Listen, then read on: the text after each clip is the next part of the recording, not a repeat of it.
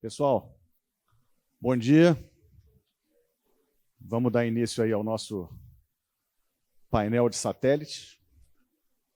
Eu sou Mauro Weinberg, sou presidente da Abrasat, também sou diretor-geral da Telesat no Brasil, mas aqui eu represento a Abrasat. E vamos dar início então ao painel. Vou convidar os nossos painelistas, né? E ladies first, né? Ladies first. Cláudia Domingues, diretora regulatória e jurídica da Viasat. E falaram para você sentar no meio, como representante. Vinícius Caran, conselheiro da Anatel. Bem-vindo. O Levi Figueiredo, diretor comercial da Telebrás. Onde você quiser. E o Flávio Santos, presidente da EAC ou EAC, vai ser minha primeira pergunta para ele, se é EAC ou EAC, ele vai esclarecer isso. Bem-vindo. Então, eu vou começar esse painel, vai ser um painel de perguntas e desenvolvimento de alguns temas. Eu vou começar fazendo uma breve, rápida, prometo, apresentação sobre a Abrasat, uma rápida visão do mercado. Tá? Puder projetar?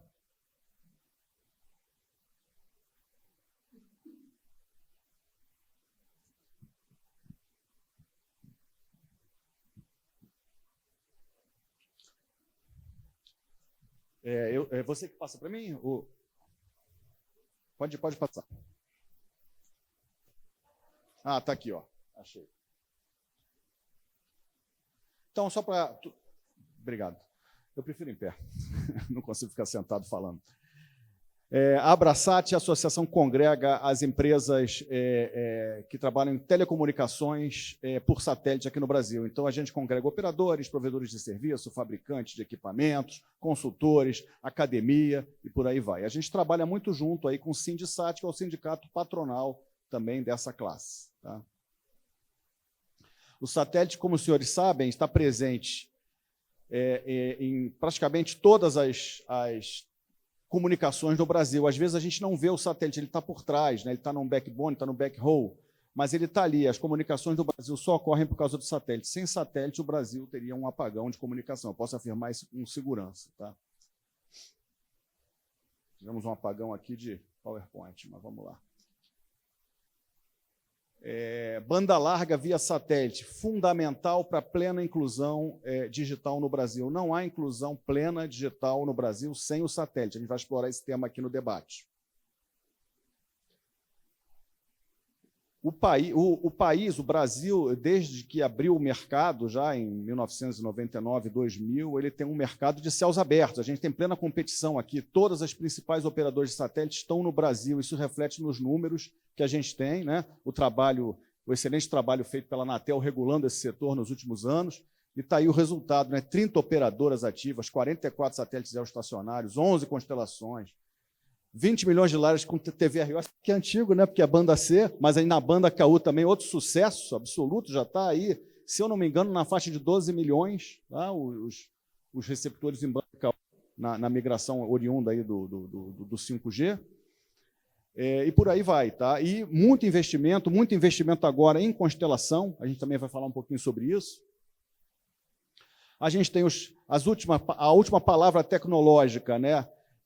Na comunicação por satélite está no país, os satélites geoestacionários HTS, de alto throughput, todos eles são satélites brasileiros, a gente ilustrando aqui, ocupando posição orbital notificada pelo Brasil, né?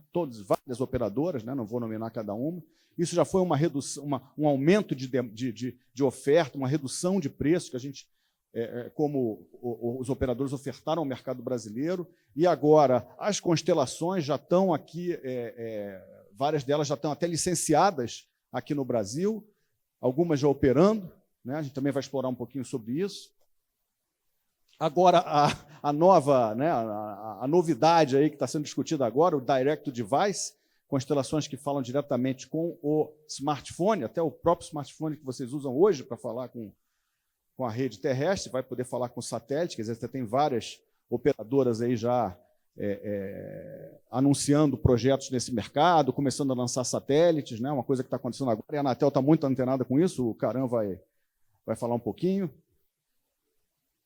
O nosso recado aqui, que é importante assegurar espectro, né? Eu saí lá no painel lá sobre o espectro do GSM, né? E a gente sabe que é importante que o GSM tenha o espectro, mas também é importante que o satélite mantenha seu espectro, né? Vamos tentar conciliar, né? A Anatel tem um papel importante nisso, conciliar, né? Que o espectro do satélite seja assegurado. A gente tem uma estabilidade regulatória e que não se mude as regras aí dentro do possível.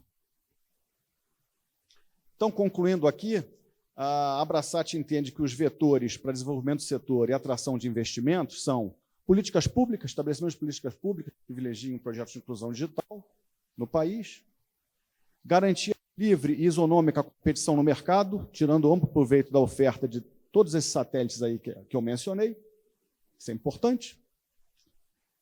Estabilidade regulatória e equilíbrio tributário, né? Como eu disse, é importante a gente ter uma estabilidade regulatória, que as frequências que a gente usa continuem a pertencer aos satélites, não ter mudanças bruscas que requeiram mudanças de faixa, né? Isso aí no satélite é complicado, porque a gente está espalhado no Brasil todo, então cada vez você tem que mudar, né? Mover de uma faixa para outra, é um trabalho hercúleo, muito custoso. A gente viu isso no edital aí do 5G, onde a gente teve que migrar uma parte da banda C, a gente queria evitar que isso se repetisse. E a parte tributária, a gente tem um tema aí bastante importante, que a gente já está antenado, que é a questão do Fistel, né? O Fistel, que é aquela taxa que as estações pagam anualmente. Deixa eu ver, tem um ruído lá fora. No final do ano que vem, essa taxa vai subir, ela volta a um patamar que hoje é na faixa de R$26, 20 e poucos reais, 200 e poucos reais. Ela vai para um patamar que é compatível a uma mensalidade de serviço de internet, né? Então, isso é importante que não ocorra, né? A gente acha que isso aí é algo que pode prejudicar um pouco a disseminação da banda larga no país e vamos trabalhar aí para manter o Fistel como está hoje, né? Estender hoje o valor dele para os próximos anos. Com isso, era o que eu tinha para falar, tá? Minha abertura. Vou então começar o debate. Obrigado, gente. Queria convidar para começar o debate o conselheiro Caram, para ele falar um pouquinho a visão dele do regulador, como está enxergando hoje, e as perspectivas regulatórias aí para os próximos anos. Caram, por favor.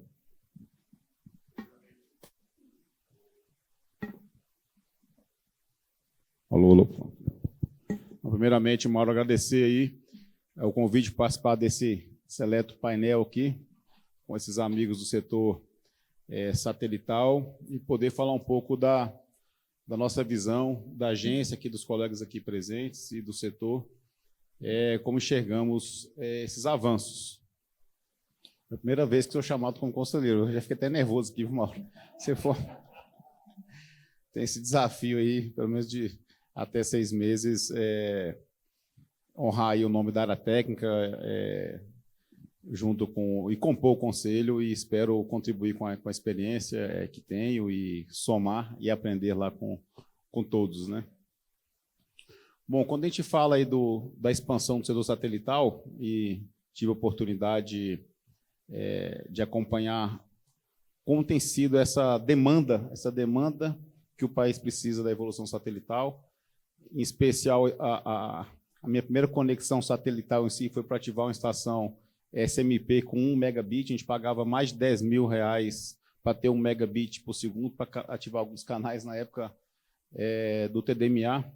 Isso evoluiu bastante, né? A gente falava de constelações GEO, e agora, de fato, a gente está falando de um modelo sustentável. Muito se questionava o modelo sustentável para as megas constelações, né? Vai ter modelo de negócio para milhões de satélites, esse custo de lançamento, equipamento, vida útil, a discussão de detrito e tantos outros. Então, a gente passa por um momento, acho que revolucionário, pegando aí até o que o Gebrinho e o Tarcísio conseguiram escrever em artigo recente, né, que foi bem relevante, chamou atenção em Genebra, lá no OIT. A gente está falando... A gente falava muito de 5 anos e 50, mas está falando agora de 60, conseguimos em 5 anos, o que não foi feito em 62, o que tange a um potencial uso de objetos satelitais, né, de diversas proporções e tamanhos. Então, a gente está falando de 165 mil satélites a serem lançados nos próximos anos. Então, a gente tem que pensar, temos espectro para tudo isso? Temos órbita para tudo isso? Como é que a gente vai organizar? Vai ter um modelo de negócio? É sustentável? Como é que foi que a parte de detritos e debris e tantas outras preocupações, seja para atender mandatoriamente os 85%, a gente sempre reitera o número, né? 85% da área geográfica do país que não tem cobertura, e é mandatório, então, avançar nessa política, seja para satélites, seja os de throughput de alta velocidade, os HTS, quanto os que possam promover avanços para a IoT.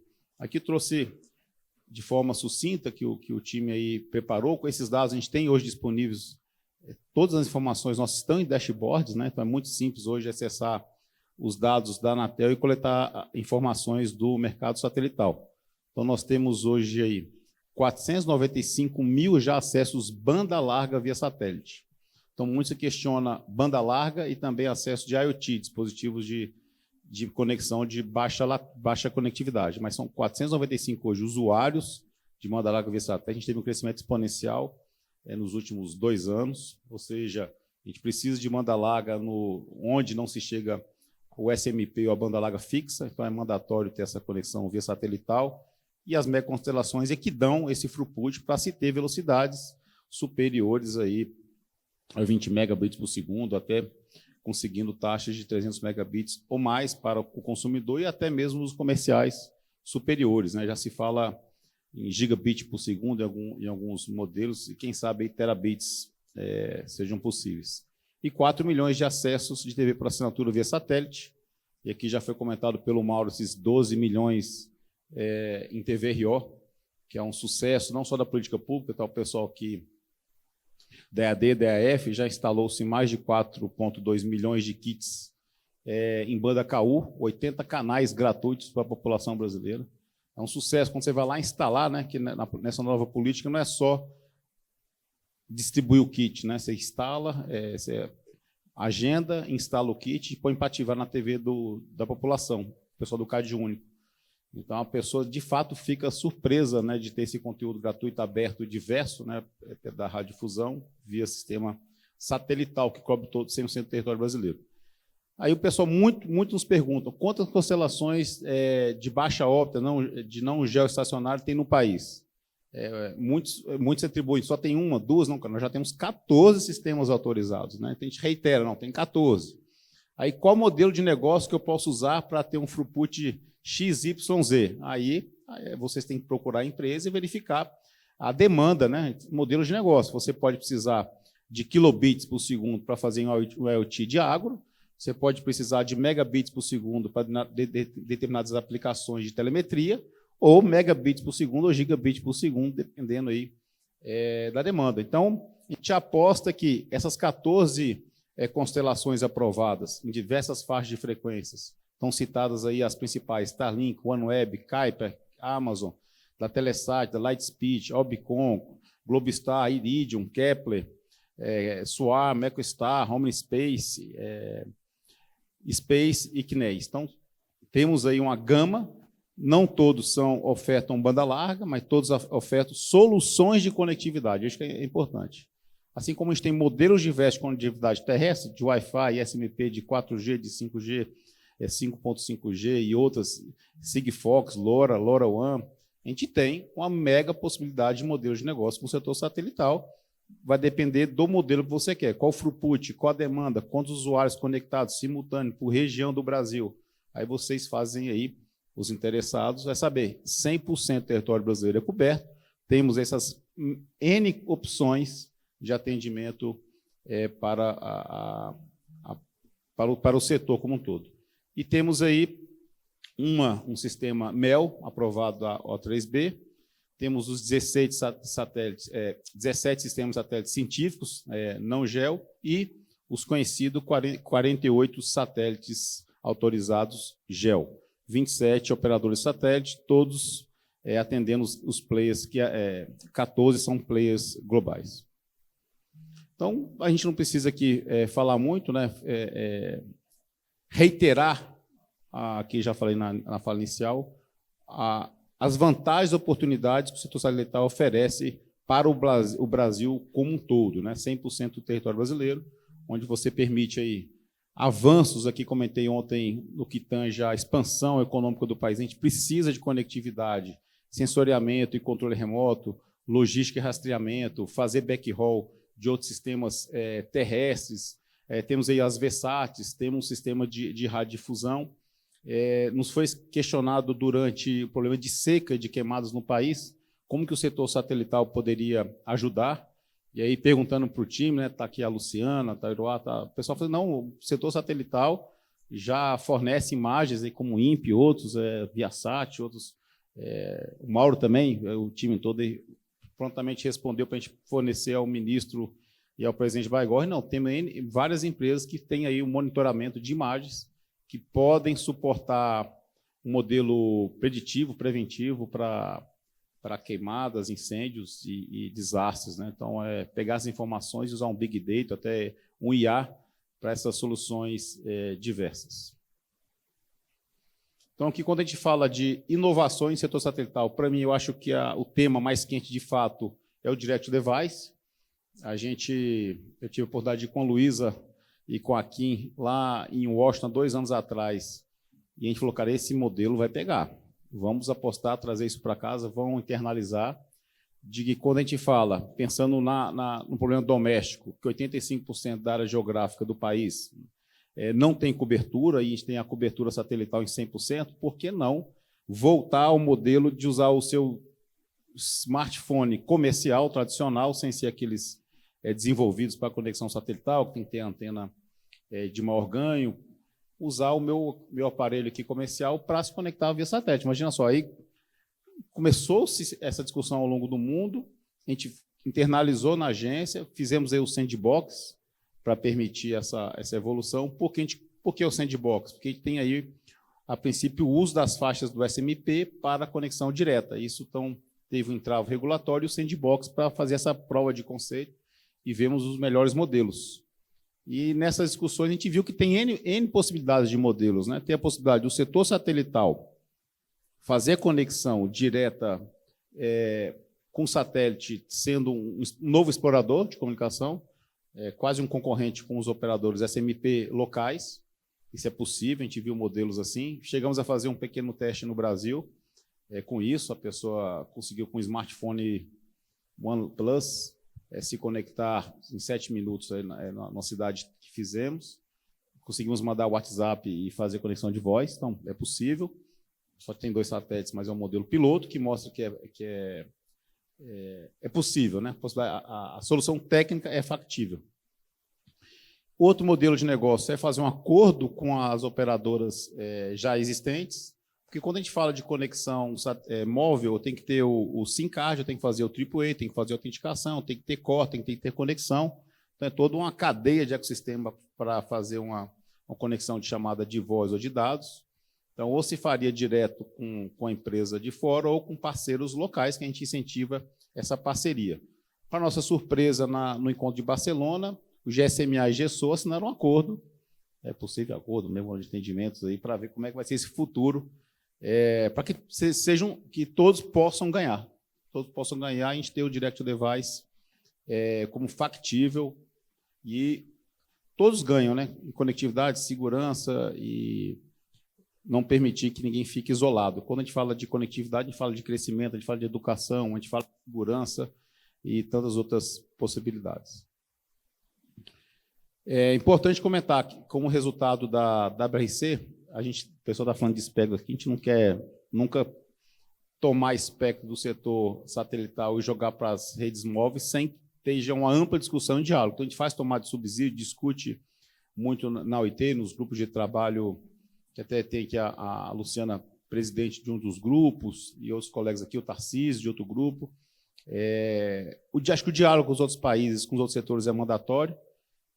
Por incrível que pareça, a pauta da WRC, que antes era mandatoriamente serviços terrestres, agora 80% da pauta é serviços satelitais, são índices de agenda satelitais, e são desafios aí, ver espectro, ver potência, e aqui já lanço um desafio posto pelo presidente Baigorre, junto para o nosso time técnico e as superintendências pensarmos como vamos regular as órbitas ou propor regulação de órbitas para o OIT. Né? Que não adianta o país ter uma regulação se os outros países não seguirem, então tem que ter algo global que teria que vir da OIT. É um tema sensível, a gente sabe disso, mas temos que pensar na competição e na soberania. Então, se o país pensa, sentir o arco geoestacionário e o Brasil tinha direito lá a 18 posições, 24 posições, quando a gente pensa no filé mignon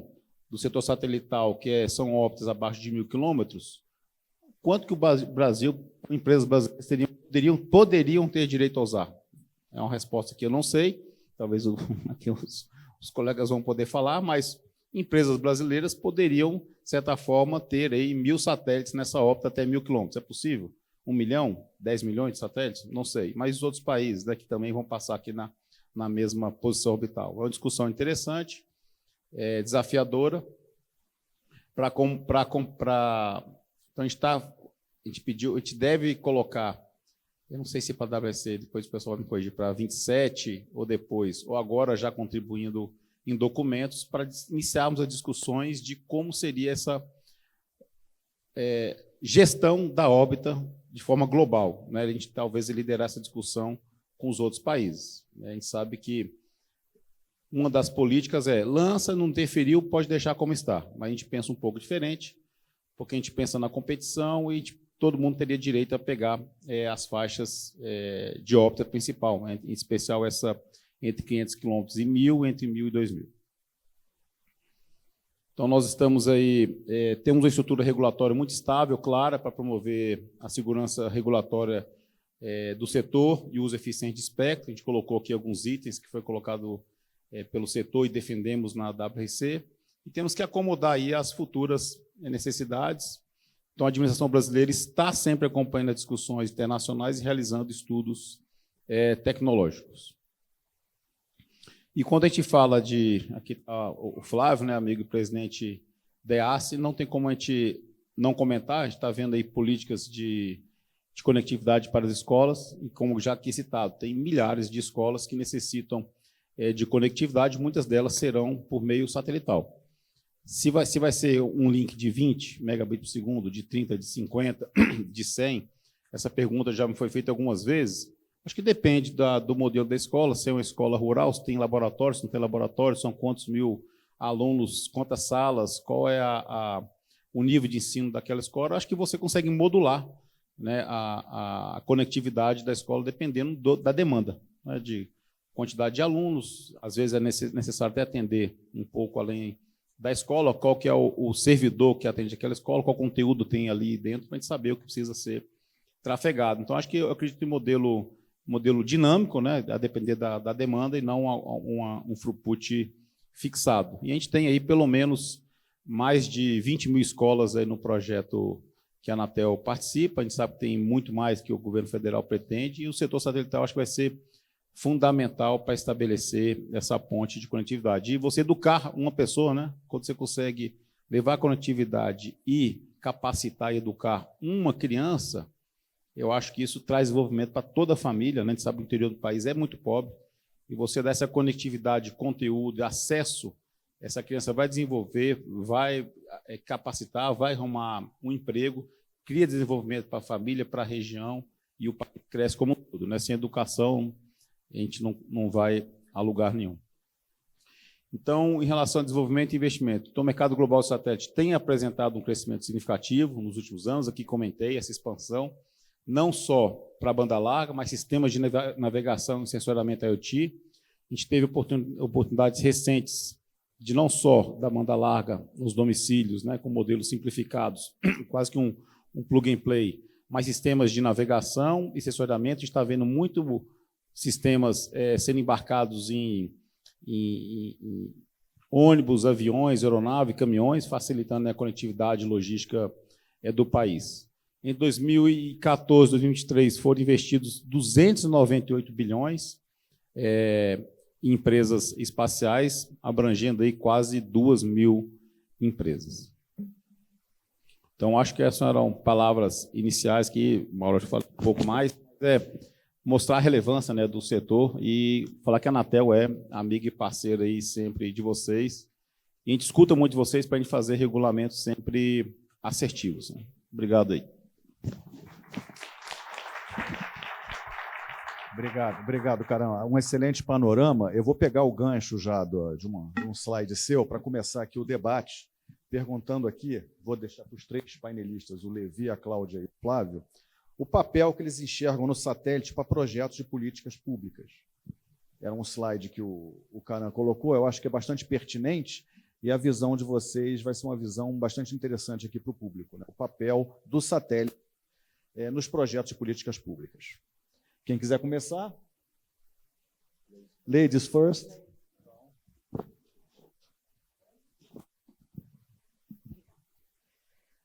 Obrigada, Mauro, pela gentileza e pela pergunta.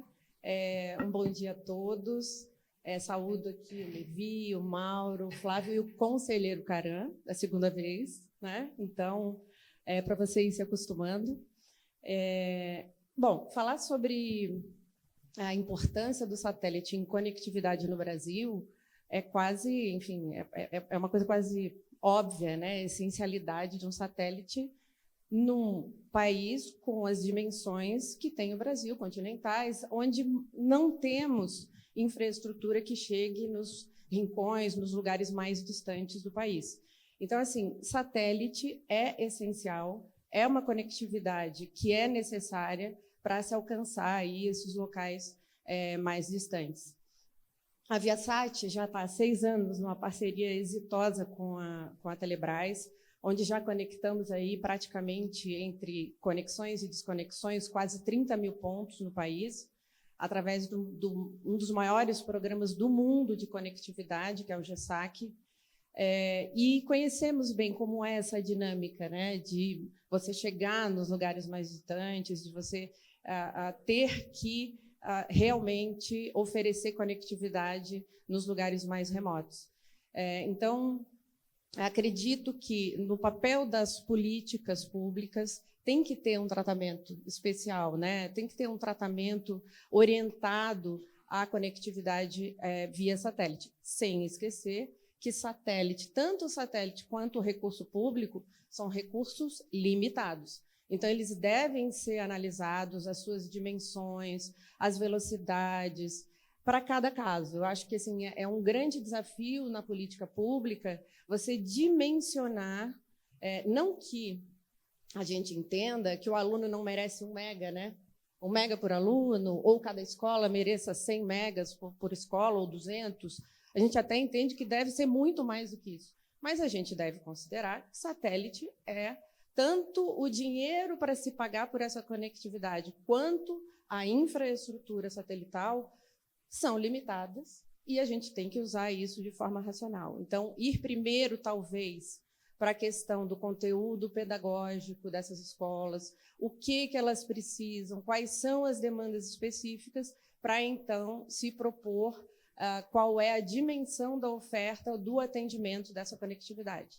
Acho que é basicamente esse o desafio.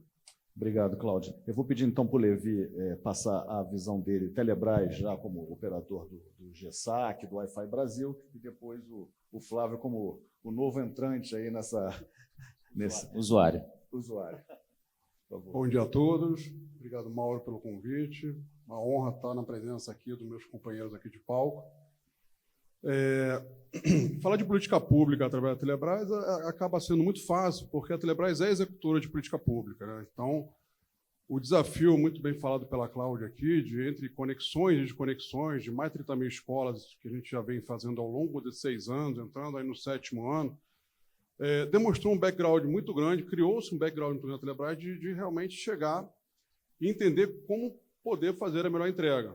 Tá? Então, eu enxergo hoje, de forma muito sucinta, que o grande desafio não é só a conexão. Eu acho que muito bem falado aqui pelo Caram, reforçado pela Cláudia, é o que a gente leva de soluções, né? Eu acho que o grande desafio do satélite nas suas entregas hoje, no que a gente vê de política pública, o que a gente vê de execução de política pública, é não só trazer a conexão, mas o que a gente pode embarcar a mais de solução que vai realmente fazer a diferença para aquele local que vai chegar lá, ou numa área muito isolada, sempre numa área muito isolada, numa aldeia indígena, numa quilombola, onde vai fazer a diferença para toda a comunidade.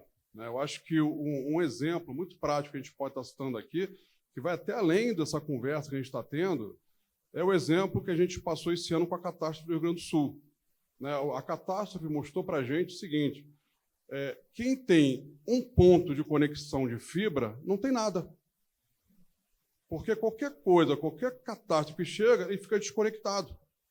Então, o satélite hoje, ele não só atua para execução de política pública em áreas distantes, como também em áreas hoje que não são cobertas com mais de uma redundância, que é de extrema importância para manter aquela economia local. Então, assim, hoje, o grande desafio da política pública é exatamente essa, tanto nas escolas, como na unidade básica de saúde, como a aldeia quilombola, tudo que a gente for levar de inclusão digital para fazer inclusão social hoje, a referência da conexão satelital, hoje é o que a gente consegue entregar e fazer a diferença. A gente tem hoje exemplos também, misturando os assuntos aqui, mas chegando no mesmo local, que a gente chama da cabeça do agro. A cabeça do agro hoje são áreas remotas, produtores locais, pequenos, ficam isolados. Quando você leva a conexão lá, você traz esse pessoal para o mundo. Você traz ele para o e-commerce, você traz ele para outra realidade. Tá? E ali você pode aportar cursos de microeconomia, cursos de educação familiar e etc., que consegue agregar. Então, eu vejo hoje, através da Telebrás, que a Telebrás já tem essa expertise de execução de política pública, principalmente pela conexão satelital, uma crescente na necessidade, só que uma crescente também na demanda do conteúdo. Volto a dizer, não adianta mais a gente levar só a conexão. A gente vai ter que preparar um conteúdo, a gente vai ter que levar serviço agregado para começar a levar realmente aquela localização, aquela localidade para outro patamar. Entendeu? Então, é isso que eu imagino aqui. Obrigado, Levi. Agora, queria a visão do Flávio. E vou pedir também para o Flávio apresentar um pouquinho a EASSE, né? Que talvez não sejam todos que conhecem, é a novidade, né? Então, se puder falar um pouquinho da entidade, né? E também de como é que você está vendo essa questão das políticas públicas. Ok. Bom dia a todos. Sou Flávio Santos, estou presidente da EASSE, né? Para quem não conhece, a EASSE é a entidade administradora de conectividade de escolas. Ela foi criada em 2022 a partir da contrapartida do leilão do 5G, preparado pela Anatel, com o TCU, discussão de governo de como tratar a parte de 5G. Foi feito o leilão e as empresas vencedoras, Vivo, Claro, TIM e Algar, elas aportaram um recurso, e esse recurso a EASSE administra, né? A EASSE não tem fins lucrativos, ela administra para poder fazer a conectividade de escolas. Então, nós temos aí hoje no nosso radar, depois da reorganização da ENEC, né, da Estratégia Nacional de Escolas Conectadas, a gente tem no nosso radar aproximadamente 40 mil escolas para podermos conectar no Brasil. O Caran até mostrou na apresentação dele, o gap é muito maior, são 138 mil escolas no Brasil que não têm conectividade adequada, né? Algumas até têm alguma conectividade, mas não é adequada. Então, o desafio do governo como um todo é conectar essas 138 mil escolas, e dessas, como contrapartida do leilão, a EASSE ficou responsável por 40 mil escolas. E, assim, a EASSE é um exemplo concreto, né, da aplicação da parte satelital na política pública, porque nós, como esse recurso era o primeiro que estava disponível e já na mesa, né, para gastar, né, Caran, o governo já decidiu o seguinte: vamos pegar aquelas localidades mais longínquas e vocês vão atender. Então, assim, só ficou para nós aquele lugar onde as operadoras não chegam, osso. Então, assim, a gente está lá onde nas comunidades rurais, quilombolas, aquelas comunidades ribeirinhas todas ali, com aquela dificuldade de acesso terrível para poder chegar, até para poder levar o equipamento lá e colocar. Então, assim, a EASSE faz esse trabalho. Nós fizemos um projeto piloto que conectamos 177 escolas. Esse projeto ele foi muito exitoso, aí, junto com o GAP, né, da Anatel. O GAP o Caran citou ele aqui também, é o grupo de acompanhamento dos projetos de conectividade de escolas. Esse projeto piloto que conectou 177 escolas foi premiado pela OIT, lá em Genebra, ganhou um prêmio de um dos projetos, entre os 5 projetos mais impactantes, né, de conectividade de escolas no mundo. Então, a gente ficou muito feliz com isso. Teve um ajuste que a ENEC fez depois do piloto, e agora nós estamos trabalhando com a rede externa, chegando com a conectividade na escola, seja ela por fibra, rádio ou satélite. E a gente está também entregando a parte de conectividade de rede interna, switch, Wi-Fi.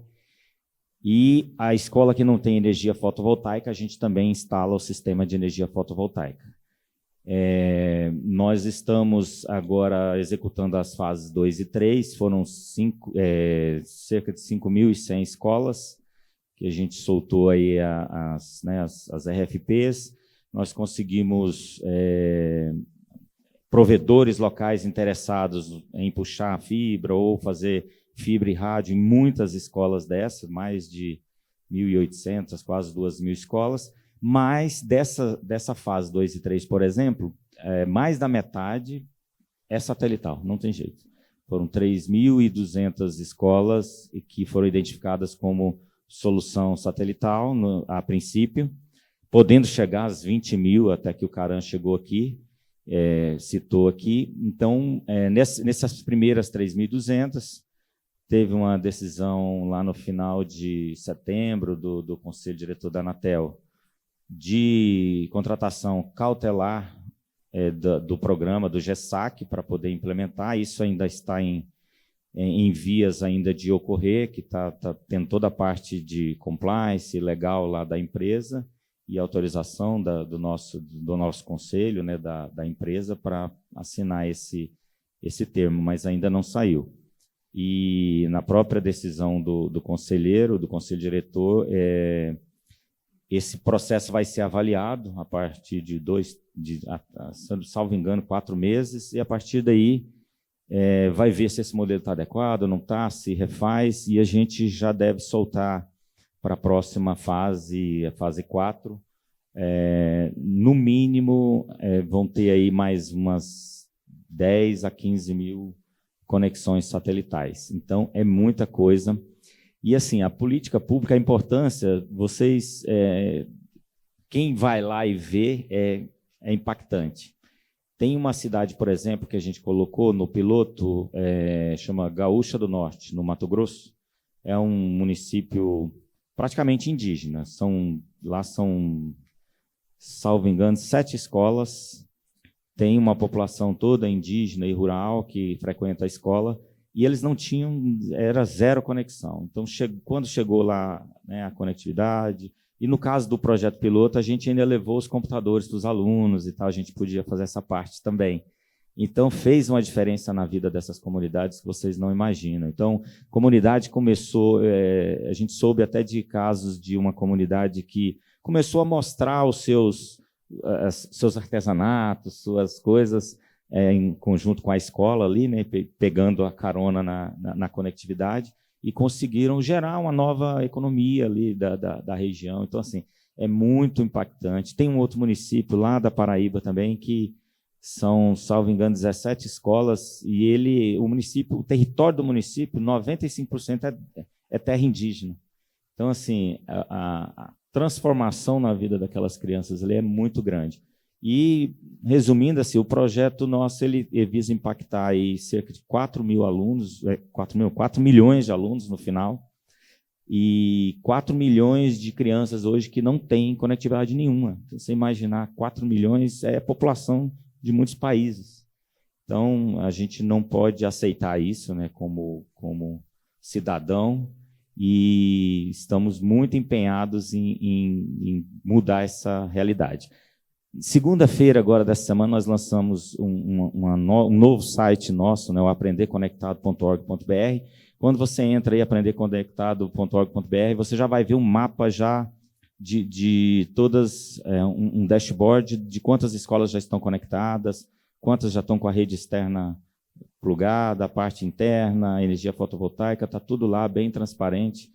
A gente quer melhorar ainda mais a transparência. Todos os nossos contratos já estão lá também disponíveis para todo mundo ver, em conjunto com a Anatel, aqui, com o GAP, com o subgrupo técnico de comunicação. A gente fez essa modificação para dar mais transparência e para a gente acompanhar de perto. Hoje, por exemplo, eu cheguei de manhã aqui, abri o painel, estava com 944 escolas, né, com rede externa conectada. Eu fiz um refresh aqui agora, já tinha subido, já foi para 955. Quer dizer, é muito legal isso e a gente quer receber a contribuição, né, de todos os players do mercado, aí, da parte satelital, para oferecer aquilo que for melhor para essa população. Obrigado, Flávio. Caran, quer falar? A gente que vive aqui nos grandes centros não tem dimensão, Mauro, quando você vai numa pequena localidade dessa e você ativa o sinal satelital, nem que seja para a radiodifusão, e a pessoa assiste uma novela, assiste um jornal, assiste um desenho animado, a criança chora ao ver um desenho animado, né, porque não tem mesmo TV. Tem que chegar energia elétrica. Depois, chegando energia elétrica, você consegue ir para os serviços acessórios. Você liga a televisão e você vai numa escola e dá conectividade, ou ela dá acesso a ela ver algum conteúdo. Cara, assim, são projetos maravilhosos, né, que a gente vai acompanhando, porque a gente fica muito distante, e você vê que a nossa concentração populacional está em 200 cidades, mas outras 5.500 fora as localidades, são mais de 15 mil, são carentes, e quando você leva essa possibilidade satelital, que é 100%, e você leva entretenimento, conhecimento, é muito bonito você ver, ainda que seja em velocidades, igual você comentou, né, Cláudio? Velocidades baixas, mas você leva a conectividade ou acesso à informação, é um ganho que traz para a população brasileira imenso. Então, essas políticas públicas que a gente defende, né, traz não tem como crescermos sem formarmos as pessoas melhores com informação e educação. Né? É uma excelente colocação, Caran. E você tocou num ponto que a Cláudia também já tinha tocado, na questão da banda. Vamos falar isso daqui a pouco. Que antes eu queria que a conectividade significativa. Eu queria aqui esclarecer com o Flávio que também uma coisa legal que vocês estão fazendo a infraestrutura toda da escola. Não é só botar um ponto de acesso. Vocês estão cabeando, estão botando Wi-Fi, o que for, né? Então isso é bem legal também, né? Não vai ficar um negócio solto, é uma solução. É uma solução completa e na parte inclusive das escolas que não têm energia, a gente coloca o sistema fotovoltaico, já é um padrão com baterias de lítio, já que duram mais e tudo, um negócio bem robusto, bem feito para esse tipo de clima da Amazônia ali, do norte e nordeste brasileiro. Então é algo bem robusto e que deve ser duradouro, né? Então, essa parte também de toda a infraestrutura, o cabeamento ali, os switches e tudo equipamento também testado e aprovado aí pelas normas da Anatel, e a gente faz ali as inspeções e acompanha em tempo real tudo que está acontecendo. Então, só para eu entender, ter certeza que eu entendi corretamente, você tem um primeiro lote de 3.200, né, que já está só aguardando a questão de aprovação de governança, né? E você depois falou em mais 10 a 15 mil escolas que iriam pelo satélite, ou seja, estamos falando de 13 a 18 mil aproximadamente, que seriam por satélite, de 40 mil escolas, né? Pode chegar quase a metade. Quase a metade. Essa análise, como foi feita? Como você chegou à conclusão que essas de 13 a 18 mil escolas precisariam necessariamente de satélite e as outras seriam atendidas por meio terrestre? Como você fez essa análise? Nós utilizamos em conjunto o GAP, ele é formado pela Anatel, pelo Ministério das Comunicações e o Ministério da Educação. O Ministério da Educação tem um papel fundamental aí de fornecer os dados do censo escolar. Então, eles têm toda a parte de latitude, longitude das escolas, e tem todo um censo ali que o diretor da escola responde sobre a questão de se tem conectividade, se tem energia, se não tem, e uma série de outros itens, de outros detalhes. Nós pegamos para essa fase 2 e 3, que são 5.000 e cerca de 5.100 escolas, nós mandamos um time técnico vistoriar todas as escolas, todas. Então, e bateu muito em cima do censo ali do MEC, ao ponto de que o GAP decidiu, para as próximas fases, a gente não vai mais fazer essa vistoria, que ela tem um custo muito alto também. Se você vai vistoriar 10 mil escolas, 20 mil escolas, você vai gastar muito tempo e muito recurso para isso. A gente já verificou, acredita no dado, a informação é quente, e a gente não vai ter essa vistoria nas próximas para poder acelerar a implantação. Excelente. Então, essas 3.200, assim que aprovadas, né, elas vão para o Levi, para a Telebrás. E o Telebrás está pronto? Como é que está? Vamos ouvir um pouquinho aí como é que a Telebrás está enxergando aí essa implementação dessas primeiras escolas aí. Não, a Telebrás está pronta. A Telebrás hoje a gente está chegando até o final do ano implementando agora, talvez chegue a 15 mil e alguma coisa de escolas hoje conectadas. Então, toda a nossa infraestrutura de instalação, toda a nossa organização, toda a parte de implantação, de campo, está tudo organizado para estar recebendo novos pontos, né? A gente hoje tem um contrato hoje que é o GESAC, aonde podem estar aderindo ao GESAC dentro de todos os parâmetros pré-estabelecidos, e quando chega a gente tem que instalar. Então, a gente vem tendo, na verdade, a nossa rotina é essa, né? Como instalar melhor, a gente faz controle de instalação, a gente está avançando agora fazendo controle de utilização, e nosso objetivo, a gente quer evoluir, já estamos fazendo alguns testes, para ver como é que a gente está utilizando, qual é a capacidade utilizada, até para começar a dar retorno para a área demandante. Fala assim, olha, você solicitou 40 mega, está usando 20, por que você quer dar o downgrade para 20? Ou ao contrário, você solicitou 20 e está batendo no teto durante 3 meses, 2 meses consecutivos, você quer fazer um upgrade? Então a gente quer trabalhar também com essa parte de uma consultoria, onde a gente vê a melhor forma de estar aplicando o dinheiro público e executando a política pública da forma mais adequada. Então, assim, respondendo de forma pragmática, a Telebrás vive pronta para instalar, porque a gente vive instalando satélite, né? É a nossa rotina operar satélite, né? A gente tem hoje uma equipe completa, uma equipe super capacitada, que entende desse tema satelital, e hoje a gente tem toda a organização, toda a parte de controle, toda a governança, que consegue entregar da melhor forma possível e buscando sempre mais a velocidade, buscando a entrega de tempo menor, etc., para satisfazer e começar, igual muito bem falado aí por todos, a impactar na vida de quem precisa o mais rápido possível. Então, a gente tem esse drive, sim, e estamos preparados para operar. Obrigado, Levi. E vocês sentem falta de alguma política que deixe mais claro a condição de prestação de serviço por satélite, ou hoje o arcabouço regulatório já está bem definido? Você sente falta de alguma política para o uso de satélite em política pública? Hoje estamos... A gente é executor de política pública, né? Então, a gente já recebe a demanda, vamos chamar assim, né? O desafio e a política, e executa.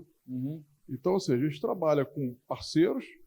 Os parceiros hoje têm essa preocupação, a gente tem sempre essa conversa de como está toda a parte da parte regulatória satelital, mas é muito mais assim do parceiro e a gente apoiando ali, vendo onde é que encaixa da melhor forma a política pública.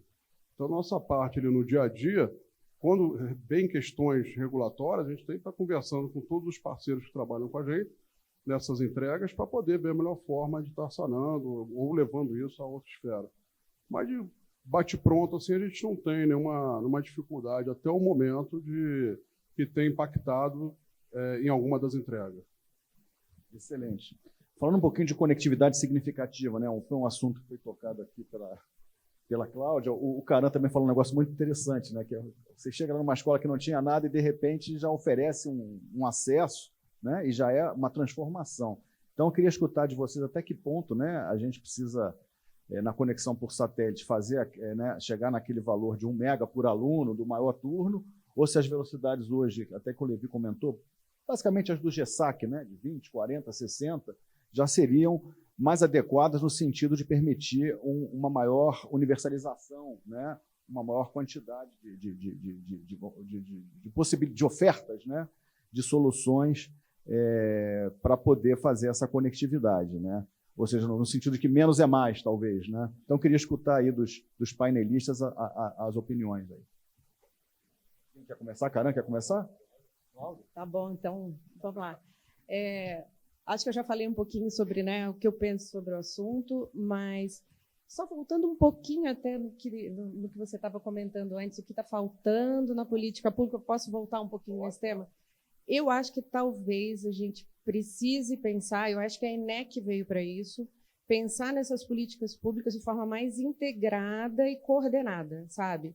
Temos várias iniciativas. Temos aqui o GESAC, temos a EASSE, temos o FUST, né, importantíssima fonte de recurso também, mas eu acredito que a gente possa coordenar essas atuações. Você vê muito programa para a escola, né? Você vê vários programas diferentes para conexão de Troca escolas. de multa, né? Exato. Eu acho que assim, teria muitas iniciativas que a gente poderia tomar, mas talvez de forma um pouquinho mais coordenada, para a gente poder não ter superposição desses programas e utilizar sempre o recurso público da forma mais racional e adequada. Então, eu acho que assim, é esse o ponto que eu queria só retomar da fala anterior. Mas quanto à conectividade significativa, é isso. Eu acho que primeiro a gente tem que entender o que a nossa escola precisa. Sabendo qual é o conteúdo programático, será que realmente, vamos pensar aqui, né? Eu me pergunto, a gente vai precisar de conectividade para todos os alunos acessarem YouTube, ou seja, qualquer tipo de vídeo ao mesmo tempo, simultaneamente, numa sala de aula? Né? A gente precisa de velocidade para isso? Talvez precise, talvez no futuro a gente precisa de games em sala de aula, né? Que é a questão da latência, de sensibilidade à latência ou não. O que o nosso aluno precisa para saber como iremos atender, né? Acho que é isso assim, que a gente precisa entender um pouquinho mais. O MEC tem um papel importantíssimo, é ele que vai definir esse conteúdo. Então, a gente está ansioso para saber o que vem por aí para poder dimensionar o recurso público e o recurso de infraestrutura satelital. Acho que é esse o ponto, sabe? Excelente. Bem lembrado do ENEC, né? Já foi uma iniciativa muito importante aí de tentar unificar, olhar como um todo. Mais alguém, Caran? Não, comentando aqui com o Flávio, né? De fato, a gente tem que pensar sempre no uso eficiente do recurso escasso, né? Então, seja o espectro um recurso escasso, a conectividade em determinados modelos passa a ser um recurso escasso. Então, quando a gente vê esse atendimento sob demanda, nessa customização, acho que passa a ser um fator de eficiência, né? Para você não colocar lá ou fazer um contrato que não seja tão eficiente, colocar lá gigabit ou muitos megabits sem ter a demanda. Então, você saber modular, igual eu fiz na minha fala inicial, qual que é a demanda para aquela determinada instituição. São usuários simultâneos? Quantos usuários simultâneos? Quantas salas simultâneas, né? Para você poder dimensionar e ter esse hub de opções de forma customizada. Até acho que é bom para o setor satelital, é bom para o governo federal, para ser mais assertivo. Então, eu posso ter demanda assim do aluno ter que ter uma aplicação de 100, 200 megabits por segundo? Talvez tenha. Né? Quando a gente vai falar hoje de uso de realidade aumentada virtual, um óculos, vai precisar. Mas são todas escolas? Talvez não são todas. Tem um laboratório? Não tem. O histórico de conteúdo, eu cheguei a ver modelos de negócio aqui do Google Education, acho que tem um storage em nuvem, mas se faz um download do conteúdo durante a madrugada, você fica com o conteúdo naquele servidor daquela escola e você consegue distribuir sem precisar de conectividade full o tempo todo, real time, on the time. Então, tem vários modelos, então depende de... E aqui já faço uma demanda para o setor satelital, né, que é importante a gente saber do setor satelital, e a gente sempre pergunta isso. Você tem quantos satélites, tem quantos transponders, de qual faixa, quantas conexões simultâneas a 1, 10, 20, 30 megas, para a gente poder, né, isso falta, a gente está na Anatel tentando solicitar as informações do setor satelital para nos ajudar a ter inputs, até para fomentar aí o Ministério e ajudar nas políticas, né? A gente precisa saber qual que é a real capacidade disponibilizada, porque a gente tem informações máximas de quantos transponders, quantos satélites, mas esses de baixa órbita, por exemplo, a gente começa a questionar qual que é o limite, né? Você tem lá 1000 satélites de baixa órbita, com faixas com KA, com Q, com V, tem quantos transponders, quantos ativos, quantos passando em cima do Brasil, quantos simultâneos em cada estado ao mesmo tempo. Então, a gente precisa saber isso para acertar o técnico no operacional, né? Então, é importante. Só na fala da Cláudia aí sobre coordenação de conectividade, quando a gente fala de conectividade, é um assunto que pega a todas as pastas, né? Todas as pastas. Então, você pega a parte do turismo, você pega a parte de segurança pública, você pega todas as pastas relevantes, qualquer área econômica precisa de conectividade. Aí tem sim, todo mundo quer fazer seu plano de conectividade na esplanada como um todo, né? Então, a gente tenta, como a Anatel, como o Ministério das Comunicações, estou vendo tá o Antônio ali representando o irmão, né, Antônio?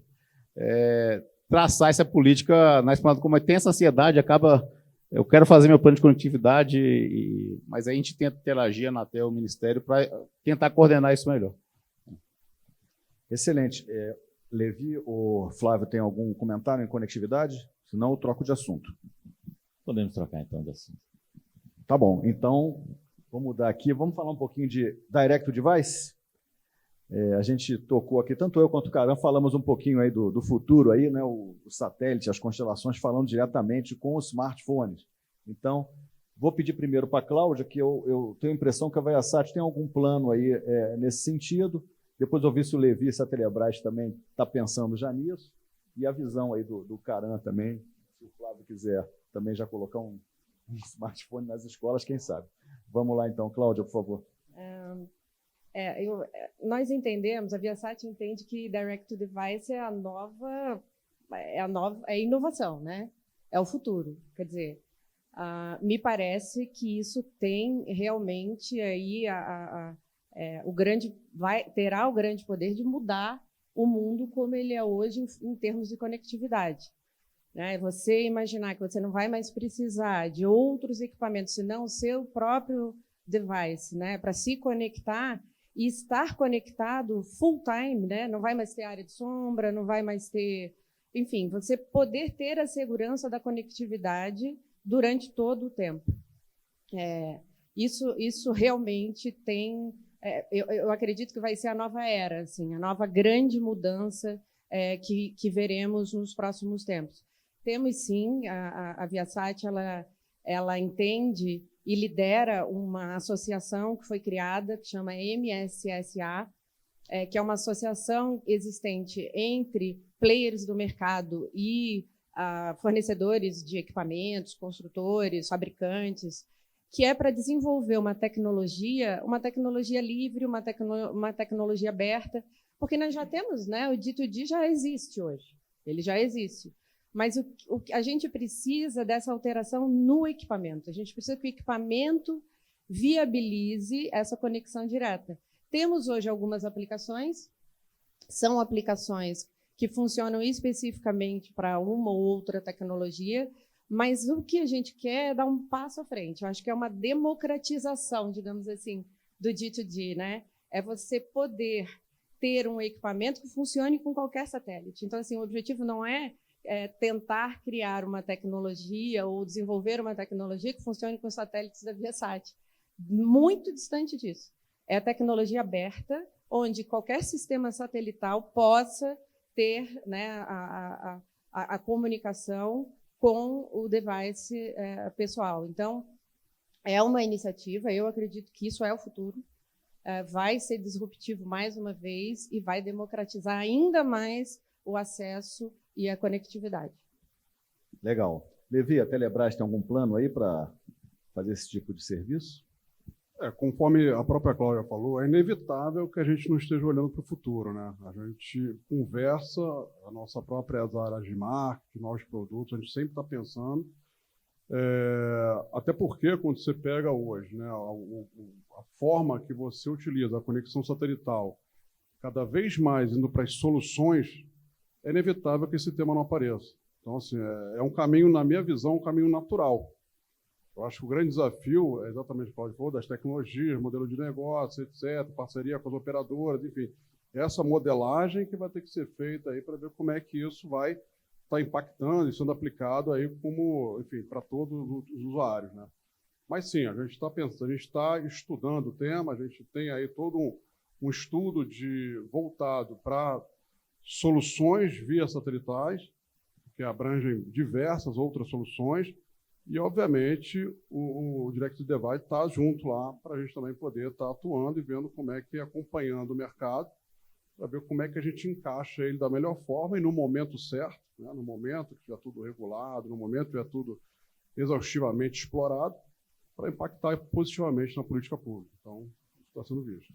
Excelente. Cara, e na Anatel, eu sei que teve uma inovação, né, no sandbox regulatório, se puder falar um pouquinho sobre isso, né, do Direct Device. Também a questão dos espectros, né, se a gente tem aquela que usa o espectro do celular, o terrestre, ou o espectro dedicado, se puder. Bom, esse é um dos temas mais polêmicos, né, que a gente está tendo recentemente. Eu acho que o desejo da agência é promover que você tenha o seu dispositivo, igual o Levi falou, eu quero estar conectado o tempo todo. Então, se eu estou numa rede SMP, se eu estou na rede Wi-Fi, se eu estou na rede satelital, de certa forma, tem que ser algo interoperável e o consumidor, o usuário, seja de certa forma transparente. Ele tem que estar conectado. Obviamente, voltando na conectividade significativa, né, tem que ter um mínimo, né, também, né? A gente falou aqui, também eu tenho que ter a qualidade mínima para mandar pelo menos acessar um conteúdo, um vídeo, né, alguns megabits por segundo, para também não ficar inviável. Então, a gente fez esse sandbox, algumas operadoras apresentaram, eram parcerias, né, de operadoras do SMP com o setor satelital. No momento, essas iniciativas que tem um prazo que se encerra no primeiro semestre do ano que vem, ainda estão muito incipientes, assim, confesso que um pouco frustrado. A gente esperava já ter, apesar de eu ter acompanhado um teste, a gente esperava já ter algo mais efetivo com esses sandbox. A gente chegou a ver, por exemplo, o satélite passar em determinada parte do território que não tem nenhuma conexão, o satélite passa usando a faixa que o móvel reconhece do SMP, cara, os celulares começam a dar o page e é impressionante, cara. Centenas de celulares começam a responder o sinal de page e mostrar que tem ali um espaço de conectividade. Então, de fato, a gente tem certeza que funciona. Da parte técnica, a gente sempre discute, cara, e o link budget, né? Bom, o celular, no máximo um watt, como é que você vai estar sossegado, a gente fazia link budget de herb para o terrestre, para o satélite, colocava um LNA para aumentar a cobertura terrestre para atender a área rural, aí agora o satélite colocava um LNA lá no satélite para chegar a milhões de quilômetros, né? 5 mil quilômetros, a gente fala. Então, sendo desafiador, quando a gente fala aí de soluções técnicas para que use o sistema móvel, eu tive a oportunidade até de ver aqui nesse aparelho aparecer o sinal de emergência via satélite, quando você estava fora de conexão, quando estava em missão no exterior. Até questionei, no Brasil, meu celular ainda não pegou o sinal de emergência satelital. Até perguntei aqui para os colegas aqui, que quando eu estava lá no exterior, apareceu o sinal de alerta de conexão satelital no meu celular, mas no Brasil ainda não apareceu. Até curioso para ver por que não ativou aqui. Mas está como item. Então, assim, apesar do sandbox estar um pouco incipiente, a gente fez esse teste que mostrou que o satélite passando, os sinais vão responder ao page, é um caso disso, não tenha dúvida. Eu acho que o futuro é caminhar para um aparelho desse convencional, de 1 ou 2 watts de potência de uplink, eu acho que vai conseguir atender, já conseguiu passar voz, já conseguiu passar WhatsApp, então acho que é o mínimo aí para uma conectividade inicial. A gente está com um item, aqui já falando dos itens de agenda, do item 1.13, tem estudos para a atribuição de novas faixas para o serviço móvel por satélite, tem as faixas de hoje do próprio IMT. Aqui, como comentou, eu não posso permitir N empresas de exploração satelital usar a mesma faixa do SMP por causa da interferência, né? Então, a gente tem que organizar qual operadora vai usar qual faixa, combinado ou não com o SMP ou a nova faixa. Eu posso atribuir uma nova faixa para fazer a comunicação móvel satelital. Algumas já seriam até possíveis, né? Que foi me passado aqui que existe algumas faixas já para IoT, tem aqui principais faixas móveis por satélite. A gente tem aqui em VHF 148 MHz, muito usada para IoT, em UHF 400 MHz também para IoT. Temos aí a banda L, 1.2 GHz, que serve hoje para voz IoT e é um potencial uso por Direct Device, e a banda S, 2.2 GHz, voz IoT e também possível uso para o Direct Device. Então, usando alguma dessas faixas, o setor satelital poderia já prover, então, um Direct Device sem ter um confronto à necessidade de contratos com o SMP. Então, a gente tem que ver faixas, modelos, e se tiver alguma parceria com o SMP, a gente sabe que tem várias faixas, são faixas nobres, né?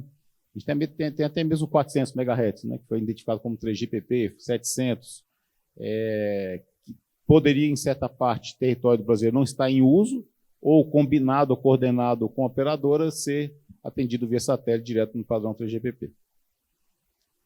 Obrigado. A gente está com um tempo já indo aqui entrando na reta final. Eu tenho mais um assunto, vou trocar de tema, então, vou manter o microfone com o Caran. O novo tema que eu gostaria de que você falasse um pouquinho é a questão de sustentabilidade espacial. A gente teve agora, acho que, se não me engano, em julho passado, julho ou agosto, a promulgação de uma lei de atividades espaciais, onde determinadas funções passam a ser realizadas pela Agência Espacial Brasileira, outras pelo Comando Aeronáutico, quer dizer, atividades civis pela EB, atividades militares pela Aeronáutica. E agora, recentemente, a Anatel também abriu uma tomada de subsídios, né, número 12, sobre essa questão de sustentabilidade. Então, eu queria que, Caran, você explorasse um pouquinho o que vocês estão esperando com essa tomada de subsídios, como você vê as funções da Anatel e as funções da EB, né, como é que você está enxergando isso? Você está havendo alguma interação entre as agências, ou se as iniciativas são separadas? Se você puder elaborar um pouquinho, eu agradeço. Então, de fato, é recente, nem sei se todos aqui na sala têm conhecimento dessa lei de atividades espaciais, né, foi aprovado recentemente. Nós conseguimos acompanhar lá no Congresso, teve contribuição aqui da área técnica, da Anatel, e colocou aqui algumas contribuições. Aí, se eu puder ler aqui, Mauro. Então, a lei de atividades espaciais estabelece que compete à AEB, Agência Espacial Brasileira, e ao Comando da Aeronáutica, regulamentar questões relativas a atividades espaciais, coloca-se a Anatel a manutenção das atribuições previstas, né, questão normativa, questão de órbita e espectro, continua com a agência, e se constituiu um grupo de trabalho, um grupo técnico, a Anatel está participando junto com a EB, começamos algumas reuniões, até mesmo dentro do Palácio, lá do Planalto, estão tendo reuniões estratégicas no Palácio do Planalto para a gente seguir na evolução e da regulamentação dessa lei de atividades espaciais. Então, tem alguns pontos que são importantes, né? Então, quando a gente colocou essa consulta pública, foi justamente para casar em nosso papel, não só o que a gente tem avançado e liderado junto desde da plenipotenciária em 2022, onde a gente colocou lá a parte de sustentabilidade espacial, colocamos a WRC, até tem itens de agenda. Essa tomada de subsídio vem para juntar, somar. A gente tem que se pensar não só no planejamento e organização das órbitas, dos lançamentos e uso aqui das megaconstelações no território nacional. Eu acho que a lei traz uma segurança jurídica, quando você tem uma lei, você traz uma segurança jurídica para investidores. Então, talvez, quem sabe, o país passa a ser, de fato, um ponto atrativo para lançamento de satélites. A gente tem posições muito aí próximas à linha do Equador, que são aí pontos estratégicos para não ter gastos, né, excessivos de combustível, energia e tantos outros, né? Então, tem essa atratividade. A gente está incentivando aí que a base de Alcântara possa ser um polo de lançamento. A gente vai ter lançamentos, acho que, se não me engano, em fevereiro ou março, de alguns nanosatélites de algumas empresas. A gente quer acompanhar, a Anatel já participa para evitar interferências durante o lançamento. Então, a gente está acompanhando. Então, essa tomada de subsídio serve para a gente também explorar qual que são, escutar do setor como é que a gente tem que tratar em relação aos detritos, aos lixos espaciais. A gente tem que pensar nessas milhões de satélites que vão ser lançados. A gente está falando aí de milhares de satélites que começam a ser usados. Tem satélites de vida útil pequena, né? 2, 3 ou até 5 anos. E qual vai ser o tratamento que vai ser dado para esses detritos, né? Se vai ser redicionar para cair em solo brasileiro, se vai ser adicionado para um lixo espacial de fato. A gente tem que começar a pensar. Temos que pensar nisso como nação, como soberania e contribuir junto à União Internacional de Telecomunicações, sendo um pilar relevante, né? Excelente, Caran. Alguém quer complementar, quer falar uma posição? Cláudia, Levi? Enfim, só para colocar um registro, Mauro, assim, se D2D é o futuro, a sustentabilidade espacial é o presente, né? Então, assim, o Brasil, a gente precisa falar sobre sustentabilidade espacial, a gente precisa de regras claras, coordenação, regulação, organização. O Brasil já está à frente, porque hoje temos consulta pública, né, para grandes constelações. Isso é um passo importante. O Brasil é pioneiríssimo. Acho que nenhum outro país tem isso, né, cara? É o único país que tem consulta pública para grandes constelações. Assim, não acho que a regulação que existe da UIT é suficiente. Acho que a UIT tem que andar, tem que caminhar com essa regulação. Mas a gente espera, como o Brasil foi pioneiro nessa questão da consulta pública, que ele continue sendo pioneiro em levar para a UIT até propostas, né? O Brasil é muito forte na UIT, a gente sabe disso, a atuação é muito forte. Então, eu acho que a gente tem tudo para liderar um processo de boas práticas, né, do recurso escasso, que é o espaço, né, que é o espectro, que é o espaço. O espaço está super povoado. Vão vir aí mais centenas, né, de milhares de artefatos por aí. Tem questão ambiental, tem a questão regulatória, inúmeras. Eu sei que você está com tempo, né? Não. Tem tempo, mas... Você está me olhando já assim, sabe? Não. Mas, e aí, só para finalizar. Não, só para finalizar. Vou finalizar mesmo. Eu acho que assim, o que a gente espera também, embora tenha consulta pública e que seja uma ferramenta muito importante, realmente que a Anatel tenha muito critério na análise dessas consultas públicas, né? Porque não basta só ter o instrumental, né? Eu acho que o instrumental a gente tem, que é a consulta pública. Mas o que fazer com essas informações que estão sendo trazidas para a Anatel? Como que ela vai decidir? Eu acho que o Brasil tem tudo para ter um protagonismo muito interessante em sustentabilidade, sabe? É isso. Terminei. Excelente. Você quer, porque eu ia abrir para a plateia agora, só que tiver uma pergunta, a hora é essa. Então, direito de resposta, Caran.